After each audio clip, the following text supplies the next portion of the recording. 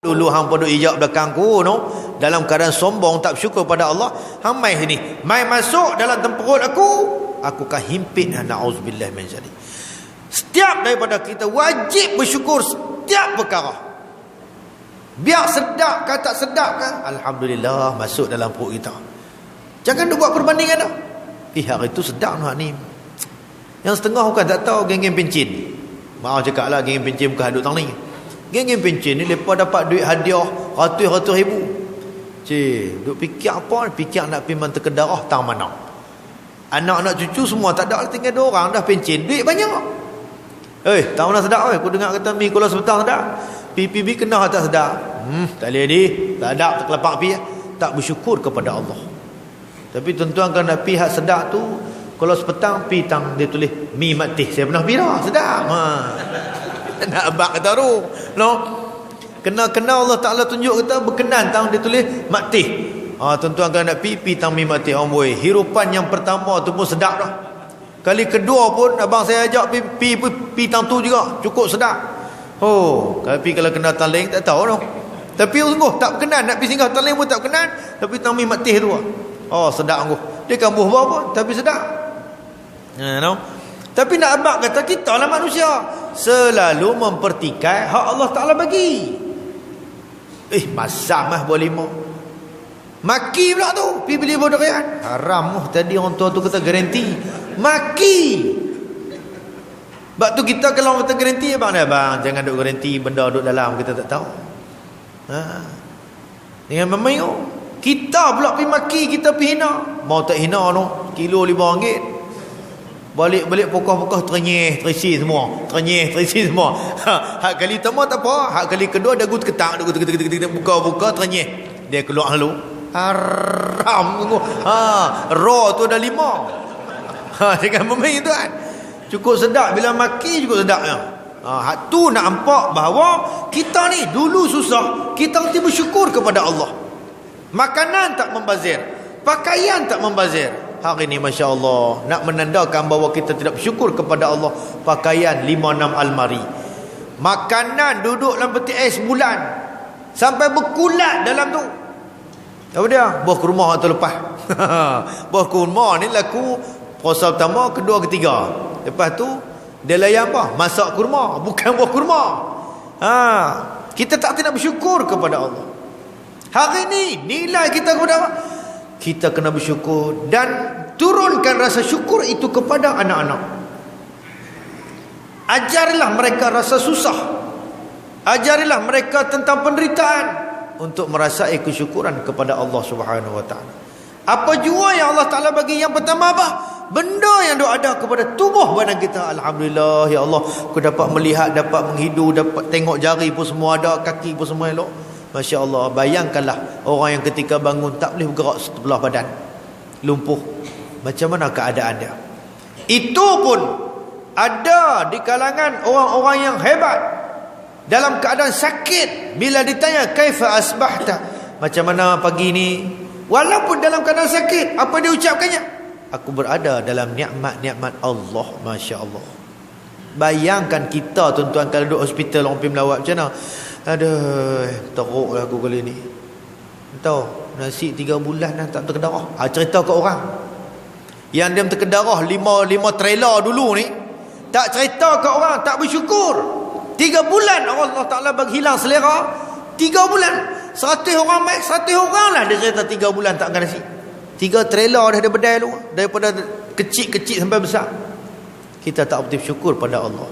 Tuan-tuan pilah cek di hospital, memang yang tua. Kita hok mai apa pun. Ambo cucu mai apa ni? Buah iPhone lah sebenarnya, Apple dia sebut iPhone. Ambo pek mulut tu oi cuy. Saya kawan noh mai popiang basah. Ambo hang mai basah lah, aku tak boleh bau pun penin dah. Tapi tang bunga duit dia mau. Dah tok nak balik duit, hantar bawah bantai. Ambo pandai. Tang duit dia suruh tak bawah bantai. Berapa? Tanya pula berapa? RM5. Dalam duk sakit tu pun tak erti bersyukur kepada Allah. Tuan-tuan dan puan-puan muslimin dan muslimat yang dirahmati Allah SWT, jangan kita jadikan diri kita ni manusia hanya sekadar tinggal manusia. Hampir sama dengan kerbau, hampir sama dengan binatang. Kita nak martabat kita, biar lembu, kerbau pun reti hormat kat kita. Sebab apa? Nilai kita dengan Allah di sisi Allah dimuliakan. Jangan main. Lembu pun reti hormat orang, pak-pak alim, tok-tok alim, kerana mendekatkan diri kepada Allah. Cuba tuan-tuan bayangkan lembu balik, dia mesti golek kepala petang-petang. Dia jalan sambil golek. Pasal ada orang duk main bola tepi jalan. Tuan-tuan tengok, kalau tak percaya main bak. Dia jalan mesti dia golek kepala. Sambil mulut dia memamah. Pasal apa? Dia tengok manusia ni teruk pada aku. Manusia kepala dia atas, pungkok dia bawah. Aku kepala dengan pungkok sama, kira aku lebih baik daripada mereka. Dia golek kepala. Lembu, ayam semua masuk lau ayam lah. Masuk lau reban. Manusia duk main bola. Lepas main bola, orang azan, oi berhenti. Bila azan baru berhenti. Bila dah berhenti nak buang anu, nak buang ni, orang yang qamat. Serokok. Minum air. Masa mana dia main maghrib? Pak duduk di masjid tu. Kata anak, ambil pergi kat dia. Pak pun tidak bertanggungjawab. Itu nilai dia tuan-tuan. Jadi sebab itu kita dah hubung kait. Jangan jadi diri kita manusia, hanya sekadar manusia. Jadilah Al-Quran sebagai pedoman kita. Al-Quran dijadikan sebagai panduan hidup kita. Sebab itu bila orang tanya kepada Nabi SAW, orang tunjuk Nabi. Itulah Al-Quran yang berjalan. Kerana apa yang diterjemahkan oleh Nabi itu semua daripada Al-Quranul Karim. Kita ada terjemah daripada Al-Quran. Ihdinas siratal mustaqim, 17 kali kita sebut dalam sembahyang. Tunjukkanlah kami jalan yang benar. Keluar daripada kuliah ya, hilang beban. Tidak ada satu perasaan untuk mendekatkan diri kepada Allah. Yang tahu dia kata, "Amboi, malam ni kau keluar dia tabuh bom keluar." Lepas tu pergi kedai kopi sama lagi, "Amboi, malam ni sedap tunggu. Hak ustaz main dulu tak apa syok tu. Allah cerai mengantuk aku." Beza juga. Hak seorang lagi. Hak seorang lagi sampai 10.30 mampu kita tu. Aku kes tu tak mau pergi. Ceramah tentang apa? Komen tentang ustaz-ustaz main ngajak. Masya Allah, itulah tahap manusia. Hak baik pun tak mau, hak tak baik pun tak mau. Habis satu. Jadi Al-Quran dijadikan sebagai pedoman hidup, pedoman hidup. Di dalam Al-Quran ada keterangan-keterangan, ada tunjuk ajar untuk seseorang mencapai keselamatan. Siapa nak beri keselamatan kita melainkan Al-Quranul Karim. Al-Quran yang mencernakan pemikiran kita. Al-Quran yang bagi tahu ancaman-ancaman, berita-berita gembira kepada kita melalui Al-Quranul Karim. Siapa lagi kita nak cari melainkan yang memberikan penjelasan kepada kita melalui lidah Nabi SAW. Takkan Al-Quran kita tak percaya lagi. Apa dia ni? Orang Melayu kita yang percaya Al-Quran waktu mana? Waktu anak dia nak nikah, buat majlis khatam Quran. Ada yang masuk kurma, kambing kurma, kebau, bewak tak ada. Kemudian macam-macam kan, bersabit dengan majlis khatam Quran. Baca-baca malam tu, tak baca dah. Laki bini. Nampak tak tuan-tuan? Ada orang yang berubah ketika mana berkahwin, perubahan secara total. Surau tak main, jemaah tak main, mayang pun tak main. Jadikan isteri sebagai alasan, kemudian lahir seorang anak jadikan alasan. Tak dan Ustaz, oi. Bini nak mayang, nak berak. Berak tak nak, berak atas kepala saya. Tak boleh main mayang. Tiap-tiap malam tak boleh main mayang. Perubahan secara total. Kita bukan yang tu. Bila dah kahwin, lagi kerak main. Tuan-tuan tahulah, kalau nak kerak main, punca dia apa dia? Kahwin. Dulu kan saya cerita dah. Bak kahwin. Tak no? Kisah Tok Guru dengan anak murid tu. Hampa tu dia raja lupa, terkedarah kepala ikan, kepala ekor tu hari. Tak tahu no. Bukan lupa, tak ingat no. Cerita Tok Guru dengan anak dia. Tok Guru dengan anak murid dia. Anak murid dia main surau, main masjid, selalu tengok Tok Guru dia paling awal. Tanya Tuan Guru, pasal apa saya main awal ni tapi Tok Guru main awal lagi? Tok Guru dia kata kahwin. Dia pun kahwin seorang. Bila kahwin seorang, main waktu jemaah, Tok Guru dia paling awal lagi. Dia kata macam mana Tok Guru itu kata kahwin main awal. Tok Guru dia kata, kahwin seorang lagi. Dia pun kahwin seorang lagi. Lepas kahwin seorang lagi, mai Tok Guru dia kahwin juga. Macam mana Tok Guru ni? Dulu Tok Guru terkahwin seorang, saya pun kahwin seorang, kahwin dua. Tok Guru dia kata, kahwin seorang lagi. Suruh nikah 3 pula. Dia pun nikah 3. Bila menikah 3 ni tuan-tuan, dia mai Tok Guru dia kahwin juga. Kata kacau. 3 kali nikah, Tok Guru dia kata nikah seorang lagi. Tu dia 4. Dia pun nikah 4. Ikut perintah Tok Guru dia.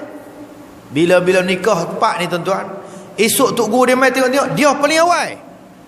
Dia anak murid tadi paling awal daripada Tok Guru. Tok Guru dia tanya pasal apa? Pening pala Tok Guru. Nikah 4 pening pala dia tahu. Hak nu nak, hak ni nak. Tu yang dia awal daripada Tok Guru dia. Tuan-tuan, petua dia siapa nak duduk masjid lama, duduk awal, nikah 4. No? Cari reba. Kalau mampu tak apalah, ni tak mampu. Mau tak pening. Masjid lah tempat ketenangan dia. Tu yang dia, Tok Guru kalah dengan dia tu. Dia tahu pasal apa? Baru tahu tu. Kahwin 4 lah. No? Saya berteringin kat kahwin tapi tak mampu. No? Jadi tuan-tuan, kena ingat, kita bukan saja jadi manusia, tapi manusia yang berikut pada peraturan Al-Quran dan juga hadis Nabi SAW. Nak kata sempurna ni, manusia mana pun tak sempurna. No? Ingat ustaz duduk depan ni, no? Pakai jubah, ingat dia kot. Dia pun cabut ke? Ingat ustaz semua okey? Ustaz pun cabut juga. Dia adalah kesalahan-kesalahan. Kemudian kita istighfar kepada Allah, no? Baik. Kemudian apa lagi yang disebut di sini? Ada yang buruk, ada yang berupa suruhan, ada berupa larangan. Sama ada dalam bahagian ibadah maupun dalam bahagian bidang-bidang kehidupan yang wajib dipatuhi di mana seseorang itu berada dan dalam zaman mana ia hidup hingga hari kiamat. Semua itu dipetunjukkan oleh Al-Quran dan dipenjelaskan oleh Rasulullah sallallahu alaihi wasallam. Tuan-tuan, dalam di antara orang-orang yang mengkaji tentang fenomena alam, no? Fenomena alam ni, dia kata tak mustahil Malaysia pun akan turun salji. No? Kerana perubahan fenomena alam. Yang paling terdekat dengan kita apa? Vietnam. Pernah dilanda salji suatu ketika dulu. Dan kita pun dengan izin Allah tak mustahil benda tu. Dan tidak mustahil bagi Allah akan turun salji di tempat kita. Kalau kata kita tak mengaji tentang bab fiqh, tak berpandukan pada Al-Quran, tahu-tahu turun salji, semua pekat sejuk, nak mayang macam mana tuan? Tak pernah semua hidup kita main. Hidup kita ada salji di tempat kita. Tapi bila Islam kita anuti dalam-dalam tauhid, fiqh, usuluddin, tasawuf dan sebagainya, semua itu tidak perlu dibimbang tuan. Mainlah iklim apapun, mainlah keadaan apapun, dengan Islam inilah menjadi pedoman kepada hidup kita. Barulah hidup kita itu terarah dan dapat mendekati Allah Subhanahu wa taala dengan betul. Berpunca daripada apa? Al-Quran dan juga hadis-hadis Nabi sallallahu alaihi wasallam. Bayangkanlah tuan-tuan, kadang-kadang ada orang tanya kita, umur dah pencen dah, tanya bab wudu, ya Allah sedihnya. Tapi bersyukurlah kita kerana ada dia mau juga tanya. Bayangkanlah yang tak tanya, bab wudu tak tahu. Ada yang kata faham dekat ni saja, belakang tak basah. Masya-Allah, bagaimana keadaan solat dia? Bagaimana keadaan dia mendekatkan daripada Allah? Tanpa wuduk yang sempurna, tanpa wuduk yang sah, bagaimana keadaan dia menghadap Allah Subhanahu wa taala? Nauzubillah min zalik. Itulah sebabnya Al-Quran itu disifatkan dengan tali Allah yang teguh kukuh. Sesiapa yang berpegang dengannya, selamatlah dia, dan sesiapa yang mencuaikannya, binasalah dia. Jadi Al-Quran tuan-tuan adalah tempat pegangan kita. Orang-orang kafir, orang-orang barat lebih advance daripada kita, lebih maju berpuluh-puluh tahun daripada kita, kerana merujuk daripada Al-Quranul Karim. Kita apa yang kita rujuk? Kita rujuk pada apa-apa yang ditinggalkan oleh orang barat. Sistem pendidikan, sistem pemerintahan, sistem apa pun yang ditinggalkan oleh orang barat, kita pula rebut ambil. Hak Al-Quran suruh, hak Nabi suruh, kita tinggalkan. Tak relevan dia kata. Undang-undang hudud kita nak kaji. Who are we? Siapa kita? Duk ada berapa jenis tik duk ada kita? Tik mata, tik telinga, tik hidung, tik gigi, tik pusat, tik dalam perut, tik kuku.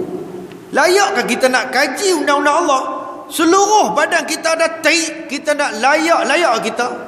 Masya Allah, nak kaji undang-undang Allah. Nabi Muhammad bawa awal lagi Sahifah Al-Madinah, piagam Madinah, dalam kajian menyatakan piagam paling terbaik. Karena Nabi dah berjaya memimpin manusia. Ada orang Islam, ada orang kafir, ada orang munafik, dan berbagai-bagai lagi. Kenapa hari ini kita sebuah negara maju, kita kata Islam hudud tidak sesuai? Siapa kita? Akhirnya apa? Berjawablah dengan Allah SWT. Nak kaji undang-undang aku maha bijaksana.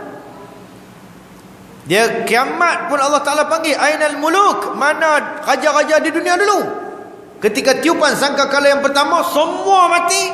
Allah Ta'ala seru, Ainal muluk, mana raja-raja di dunia? Oh, raja hebat. Bila dah mati, seorang pun tak menyahut suruhan Allah SWT. Aku raja hari ini, kata Allah. Siapa kita? Layakkah kita nak mengkaji undang-undang Allah? Kita siapa? Kita adalah pelaksana. Alhamdulillah, Brunei pun buat. Brunei pun dah diwartakan undang-undang hudud. Kita bila lagi? InsyaAllah, kalau kita berjuang dengan izin Allah, kita berjuang untuk menegakkan kalimah la ilaha illallah Muhammad Rasulullah, mudah-mudahan harapan kita akan tercapai. Undang-undang hudud, kita kena berjuang yang tu. Pasal kita orang Islam. Kalau tak Islam, ya pasal lah. Tapi undang-undang Islam kita nak laksanakan untuk siapa? Untuk orang Islam. Berpandukan apa? Al-Quranul Karim. Tadi dah kita dibuktikan untuk mencari kelemahan dalam Islam. Dalam Al-Quran tidak ada. Tak ada. Satu pun tak ada. Semua tu adalah satu keyakinan, satu kebenaran yang dibawa oleh Rasulullah sallallahu alaihi wasallam. Jadi tuan-tuan dan puan-puan muslimin dan muslimat yang dirahmati Allah, Al-Quran kita jadikan ia sebagai tali penghubung kita dengan Allah Subhanahu wa taala. Sangat-sangat rugi sekiranya kita orang Islam tidak memperhatikan Al-Quran, tidak mendalami Al-Quran. Siapa kita ni? Sangat malu. Oleh itu, anak-anak kita khasnya dedahkanlah mereka dengan Al-Quran. Bukan dia suruh taranum dah. Baca Al-Quran dengan elok. Warattilil Qur'ana tartila. Bacalah Al-Quran dengan tartil. Mana tahu kita sedang nyenyak tidur, tiba-tiba terdengar suara anak kita membaca Al-Quran. Hadiah tu untuk siapa tuan-tuan? Hadiah untuk bapa dan mak dia di akhirat kelak. Anak yang membaca Al-Quran, hadiah dia diberikan kepada ibu bapa, tanpa dikurangi pahala kepada anak tadi, tanpa diduga. Di mana? Bukan di dunia, di akhirat. Dalam hadis dia ceritakan ibu bapa akan dapat satu mahkota. Dia tanya, apa ni ya Allah? Ini hadiah anak kamu baca Al-Quran. Ni dah anak kita duk main gitar. Just nita. Kita pula tolong beli tali gitar. Kita tolong beli gitar kat dia. Esok kita mati, dia pergi tang kubur. Grandpa nak dengar lagu bapak. Pak. Just nita kita dah kena godam. Pam ambil. Apa salahnya anak yang datang pagi subuh Jumaat, no? Baca Al-Quran di kubur bapak dia, baca Al-Quran di kubur mak dia. Oh, cukup cantik. Orang dalam kubur duk gapai-gapai tangan nak minta doa. Doa siapa? Doa anak dia. Oh, anakku tak hantar doa ke? Mampu. Kita nak dedahkan benda macam ni. Anak-anak kita tak ada Islam, sampai pahala kepada kita. Tak mau ke tuan-tuan? Azab kubur duk ada tunggu kita. Di dunia tak apa, sakit pergi hospital. Di sana malaikat godam-godam, dia tak hantar pergi hospital. Dia kata ambil, mau sangat. Dia tak. Jadi tuan-tuan, itu sebahagian daripada pengajian kita malam ini. Mudah-mudahan Allah Ta'ala tambahkan ilmu pengetahuan. Semoga kita dapat beramal sebaik-baik dan sesempurna mungkin untuk mendekatkan diri kepada Allah Subhanahu Wa Ta'ala. InsyaAllah, moga-moga apa yang kita harapkan itu dikabulkan oleh Allah. Terima kasih di atas segala perhatian. Mohon maaf di atas segala kekurangan. Saya sudahi dengan lafaz yang mulia. Assalamualaikum warahmatullahi wabarakatuh.